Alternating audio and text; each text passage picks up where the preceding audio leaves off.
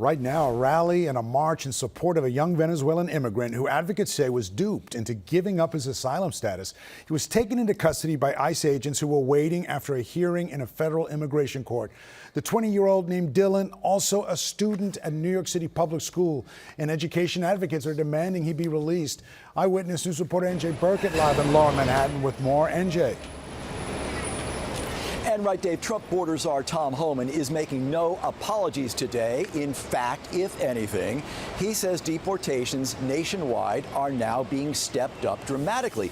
The seizure of Dylan, Dave, does seem to represent a shift in strategy, that ICE is not simply deporting violent migrants with criminal records. And so, yes, as you said, a vigil is taking place outside Federal Plaza. It started here about an hour ago. Activists and clergy walking the blocks surrounding the federal building in silence to protest the administration's policies on deportations, which they condemn as immoral and racist.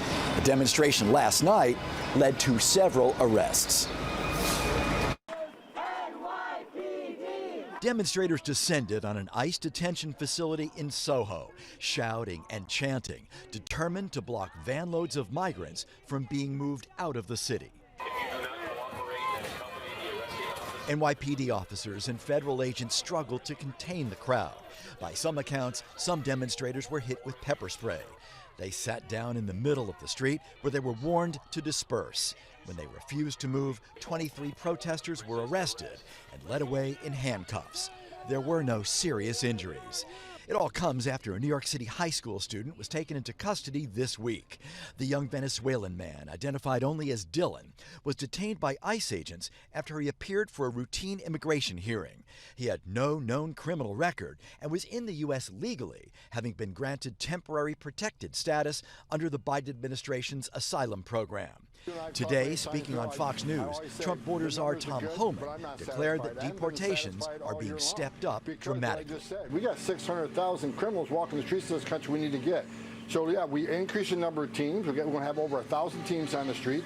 We're putting more targeting in this. We got to increase these arrests and remove. These are.